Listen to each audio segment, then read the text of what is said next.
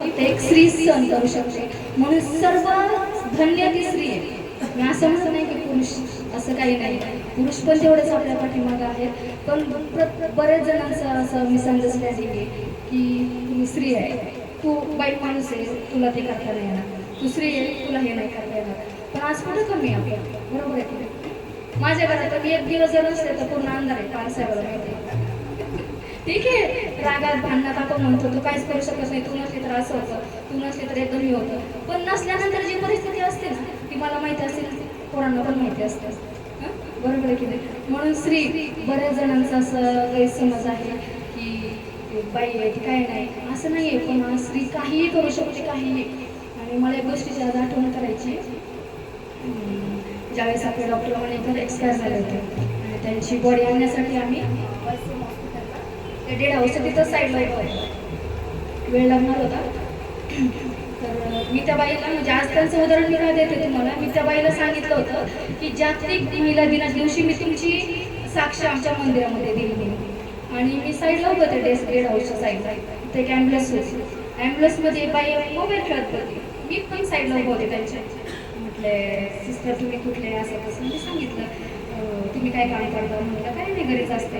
म्हटलं सिस्टर तुम्ही, म्हणे मी ॲम्ब्युलन्स चालवला, मी ॲम्ब्युलन्स चालवला. म्हटलं हां का, म्हटलं मी रोज डेड बॉडी न्यायचं, ॲक्सिडेंट झाल्याचं. मी म्हटलं तुम्हाला भीती नाही वाटत? ते म्हणे नाही, काय भीती वाटायची त्याच्यामध्ये. असंच आमचा अर्धा पाऊण तास त्याच्यावरती चर्चा झाली. ते म्हणले मी बिहारला एकटीच डेड बॉडी घेऊन गेले होते एकदा, बिहार, इकडे सोलापूर, सांगली वगैरे.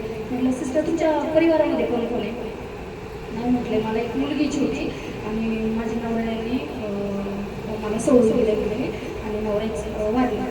तर मी म्हटलं सिस्टर मग पुढं कसं? ते म्हटलं मला समाजाने वाळीत टाकलं, असं एकदमच हे केलं. पण मी ठरवलं तेव्हापासून, म्हणे मी आधी झाडू पोछा मारायला हॉस्पिटलमध्ये कामाला होते म्हटले. नंतर मी ड्रायव्हिंग शिकले. नंतर म्हटले माझ्या भावाने मला ॲम्ब्युलन्स घेऊन दिली. आणि म्हटलं सिस्टर काही भीती नाही वाटत का ड्रायव्हिंग करता? म्हणे नाही. म्हटलं एकटी जरी मी असले ना ते मी बॉडीसोबत बोलत जाते की का तू असं केलं, का तसं केलं. मला एवढं विशेष वाटलं. म्हटलं एक बाई ॲम्ब्युलन्स म्हणजे बॉडी घेऊन करून. तर ती म्हटली ताई माझा दरवर्षी सत्कार होतो. म्हटलं कशाबद्दल? म्हणजे जागतिक महिला दिनाच्या दिवशी. म्हटलं सिस्टर मी तुमचा सत्काराला तर नाही येऊ शकत, तुमचा सत्कार नाही करू शकत, पण आमचं मंदिर आहे. म्हटलं जागतिक महिला दिनाच्या दिवशी मी नक्कीच तुमचं उदाहरण आमच्या मंदिरामध्ये सांगेल आणि आपण त्यांच्यासाठी पण प्रार्थना करूया. आणि स्वतःला आहे ना स्त्री म्हणून कधीच हे नाही, कारण आपण पुढंच आहेत कुठल्या गोष्टीमध्ये. जे कोणी काही करू शकत ते स्त्री करू शकते. बऱ्याच ठिकाणी हे असतात बघा लिहिलेलं, लेडीज फर्स्ट, लेडीज फर्स्ट. आणि आपण देवाच्या नावाला धन्यवाद देऊ की परमेश्वराने आपल्या स्त्री बनवले. कित्येक कुटुंबामध्ये मुलगी झाली तर नाराज होतात, बरोबर आहे की मी पण मुलगी झाली त्यावेळेस आमच्या घरचे नाराज झाले होते का तर मुलगी झाली म्हणून. पण आज मी एवढी धन्य आहे की मी आमच्या घरात सगळ्यात पुढं असते काही पण गोष्टीबद्दल.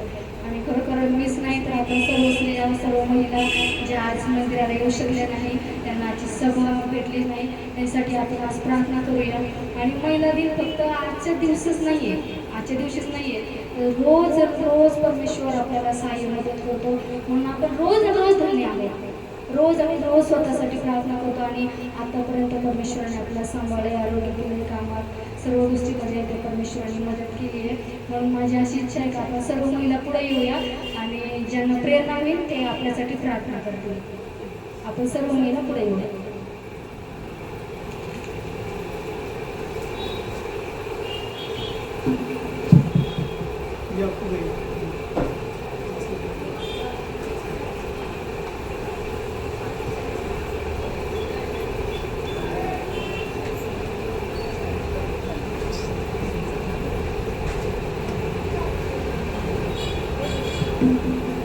प्रार्थनेचा उद्देश हा चांगला आहे.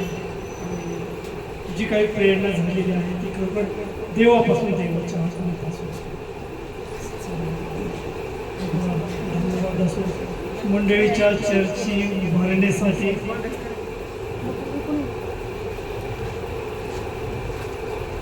स्त्रियांचा फार मोठा सहभाग आहे.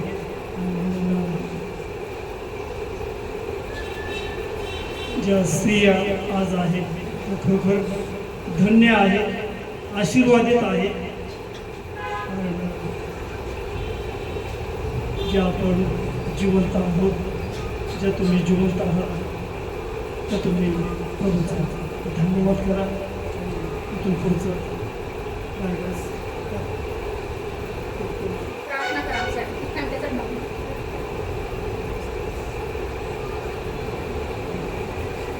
उद्देश काय, तुला काय बोलायचं आहे का? हॅलो महिला मंडळ, महिला मंडळ आपण प्रार्थना. सर्व शक्तिमान गौरी जिवंत देवा, तुला धन्यवाद असो प्रभू, तुझी स्तुती असो. कारण की देवा, तुझी आम्ही मानव जातीवर तू दया केलीस, तर तुझ्या दयेबद्दल आम्ही तुला धन्यवाद देतो. आम्ही तुझी स्तुती करतो. तुझी काही स्त्रीची निर्मिती केलेली आहे प्रभू, ती अद्भुत अशी तुझी निर्मिती आहे, की जी निर्मिती हे प्रभू येशू, तुझी जी आज ज्या मंडळ्या आहेत त्या मंडळाचा ते आधारस्तंभ आहे. म्हणून प्रभू आम्ही तुला धन्यवाद देतो. आम्ही तुझी स्तुती करतो. विशेष रीतीने गौरी जिवंत देवा, त्याच्या काही स्त्रिया, या माझ्या माता भगिनी, बहिणी, लेकी तुझ्याकडे याचना करत आहे. ज्यांनी ज्यांनी प्रार्थनेची विनंती केलेली आहे, त्या सर्वांसाठी देवा मी तुला विनंती करत आहे. देवा, आज जे तुझं वचन आम्ही ऐकलेलं आहे, तर तुझ्या वचनाप्रमाणे चालण्यासाठी देवा तू सामर्थ्य प्रत्येकासाठी प्रभू मी तुला विनंती करत आहे, की प्रत्येकाच्या कुटुंबियासाठी प्रभू मी तुला विनंती करत आहे, की देवा प्रत्येक कुटुंबियाचं तू सहाय्य कर. प्रत्येकाला देवा तुझा दैवी आशीर्वाद आणि देवा प्रत्येक कुटुंबाच्या द्वारा तू चालतोस की उंचावण्याचा आशीर्वाद विनंती करतो. येशू ख्रिस्त याच्या गोड घेतलेला देवा तुमचं सहाय्य करा.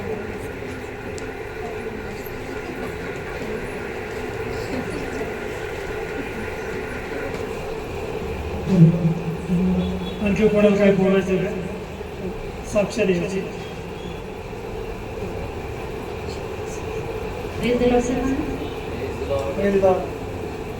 परमेश्वराचं वचन ऐकूया आपण, की माझ्या एवढं दुःख भोगल्याशिवाय स्वर्गीय राज्यात तुम्ही स्वर्गीय राज्यात प्रवेश करणारच नाही, असं दिवस लागलेला आहे. परमेश्वराच्या नावाला धन्यवाद देतो. आणि देवानं खूप आशीर्वादाने मला काम दिलं. त्या ताईसाठी, बहिणीसाठी मी धन्यवाद देते, उज्ज्वला ताईसाठी. देवासारखं प्रेम ते माझ्यावर करतात. फक्त दाखवत नाही तर खरोखर मनातून अंतःकरणातून ते माझी काळजी घेतात. कामावर असताना सुद्धा मला बघायला येतात, किंवा कोणती समस्या असली तर माझे देवासारखं प्रेम. शाऊल के दाऊद कहता है कि शाऊल के घराने में कोई है जो मैं तो परमेश्वर की कृति दिखाऊं. काय पण परमेश्वरासारखं प्रेम एकमेकांवर करतो का? नेहमी आपण याचा विचार केला पाहिजे, आपल्या अंतःकरणाचा शोध घेतला पाहिजे. देवाच्या नावाला धन्यवाद देते. देवानं खूप आशीर्वादाचं काम दिलं.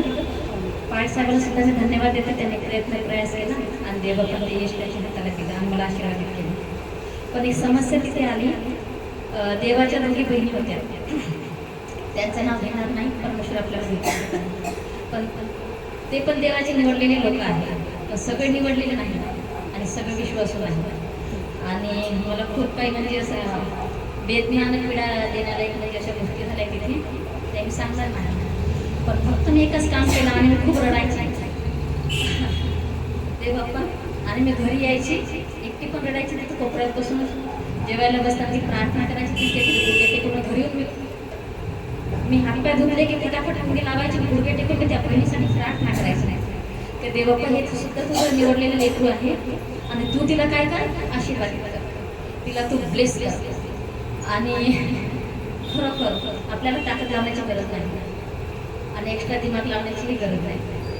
आणि एक दिवस तिथल्या शिस्टर म्हणतात मदरजी, आशा गुड मॉर्निंग. मी म्हटलं गुड मॉर्निंग. आणि त्या बोलतात कि इस गार्डन की राजा भी तुम हो, रानी भी तुम हो और सब कुछ इधर का तुम्ही है. तर मी मनात म्हणते धन्यवाद, थँक्यू जीजस. आणि मी जेव्हा जेव्हा एक एक कॉल टाकते माझ्या कामावर सुद्धा आणि रस्त्याने चालताना, तर मी वचन बोलत चालते ना, थँक्यू जीजस. धन्यवाद माझ्या मुखातून कमी होत नाही प्रियाने. हालेलुया. आणि मी सिस्टरला म्हटलं की एकच राजा आहे, तो प्रभू श्री ख्रिस्त. एकच राजा आहे म्हटलं, आम्ही त्याचे लेकरं आहोत. आणि पहा, अशी काही योजना देवाची बनवली की गार्डनमध्ये फक्त एकाच बाईचं काम होतं.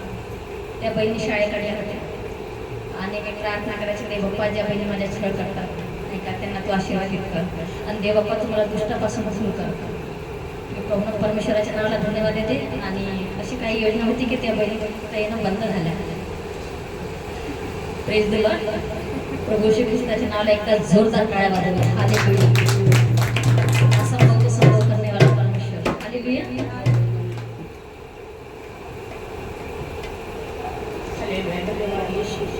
पवित्र गीते पवित्र स्वर्गातल्या राजा आकाशपंथीच्या दिवा तू खरोखर साथ सगळं सोबत राहणारा बाबा.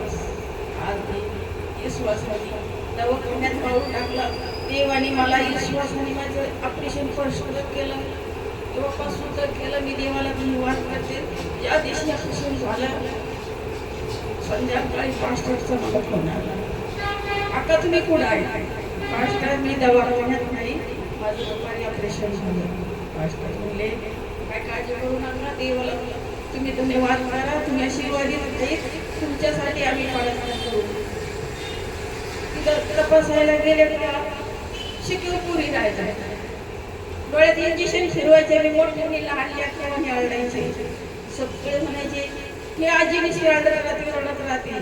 अगं तुम्ही काय करतात तपाशीत राहतात, डोळ्यात इंजेक्शन खूप शेतात. मी अशी सिस्टरला बोलायचे, डॉक्टरला बोलायचे, रक्त काढायला एक डॉक्टर शिकव रोहिदास सांगतात. माझ्या हाताला 3 बार सुई घुसली, रक्त नाही निघालं. चौथ्याने शिर सापडली. म्हणलं डॉक्टर तुम्ही असं काय करतात, माझ्या शरीरात किती सुई इंजेक्शन मारतात, कुठं रक्त निघन का, या वयात रक्त माझ्या शरीरात आहे का, माझं वय काय आहे तुम्हाला कळत नाही का? नाही आजी, आमचं काम आहे. तुमचं काम आहे पण तुम्ही शिर पाहून इंजेक्शन मारा. शेवट त्यांनी एक शिर सापडली, 2 किलो रक्त माझं काढून घेतलं. देवाला धन्यवाद करते. म्हणलं डॉक्टर मला सुई माहीत नाही, इंजेक्शन माहीत नाही, माझं परमेश्वर माझ्या सांगते. मी देवाला अशी बोलते, त्याच्या संग बोलते. आजीबाई तुमचं वय? म्हणलं माझं वय 70 वय. म्हणलं 75 वय, पण मी 70 सांगते म्हणलं माझ्या. देवाला धन्यवाद करते.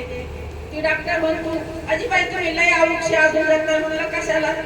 अथोरणात पडायला. नाही नाही पण नाही म्हणे आजीबाई तुम्ही धन्य, तुम्हाला इंजेक्शन माहिती नाही, दवाखाना माहिती नाही, तुम्ही किती धन्य. खरोखर मी देवाला धन्यवाद करते. जिथे तिथे मी जाईन तिथं परमेश्वर मला पुढे देते बोलण्याची, सांगण्याची. मी देवाला धन्यवाद करते. देवाने माझ्या ऑपरेशनात मला साथ दिली, मदत दिली. मी एकलीच हाडवानी, प्रत्येक पेशंट संग 2-2 माणसं, पण मी एकलीच हाडवानी. एकली जायचे. परमेश्वरा मला कोणाची गरज नाही, तू फक्त मला तुझी साथ आहे. दवाखान्यात तिथून आले, 3 वाजता दवाखान्यात आले. तिथं गाडी उतरली, पोराला फोन केला, पोराने उचललाच नाही. कळकळ होऊन झालं. म्हणलं देवा आता मी हळूहळू चालते, मला तू घरी नेऊन घाल. एवढ्या उन्हात मी घरी आले. सणा मला काही बात झालं. परमेश्वर खरंच आपल्या संसारात आपण त्याची धावा करतो, पण आपलं मन स्थिर राहत नाही, आपलं मन शांत राहत नाही. आपण तवाच पावलं आपलं मनाची चिलबिकल करतो, पण देव तरी आपल्याला साथ देतो. देव काय म्हणतो, हे मानव पराने याला ध्यान राहत नाही, याला समजत नाही. आपल्याला समजून घेतो पण आपल्याला ध्यान राहत नाही. मी देवाला धन्यवाद करते. खरोखर महान आहे आणि ती प्रत्येकाच्या संगती राहते, प्रत्येकाला ज्ञान कधी देते. आपल्या मंडळीत किती लोक आले, किती गेले, पण त्याचा विश्वास का उडतो, काय येत नाही. मी देवाला रोज धन्यवाद करते. देवा विश्वास सर्व लोक मंदिरात येतात आणि सांगत येत का म्हणून, याचं कारण तू सांग. मंडळींनी वाढ कर. आम्ही खूप तुझ्या वाचनासाठी तळमळतो. देवाला मी रोज प्रार्थना करते, आमच्या मंडळीत विनंती कर, आमची मंडळी कमी करू नको देऊ. मी देवाला रोज प्रार्थना करतो. पाय माहिती पण कुठं तरी उनी असल्यामुळं देव मला का परीक्षा करीत नाही का माझं जीवन होऊ नये वाचनात होऊ नये मी अडाणी मला कळत नाही काय वचन वाचू कसं सांगू खरोखर माझं जीवन सुने देव तरी मला सांभाळून घेते अडणी असल्यामुळं माझ्या देवा मी देवाला धन्यवाद करते मला उभा केलं म्हणून धन्यवाद करते तिथे हल्लेलं आम्ही प्रभूमध्ये आशावादी आहोत आणि देवा निश्चिततेने आमच्या प्रार्थनेचं तो उत्तर देतो कारण त्याने आम्हाला सांगितलेलं आहे की मागा म्हणजे मिळेल आणि आम्हाला धीर धरून आम्हाला वाट पाहायची आहे हताश आणि निराश व्हायचं तुझा धन्यवाद असो कारण आमचे काही साक्षी याची नसेल तर आपण सर्वजण आपण आपल्या जागेवर आपण बरोबर भक्तीचा भाग म्हणून हालेलुया. धन्यवाद असो तुमची स्तुती असो आणि एखादं गीत कोणतरी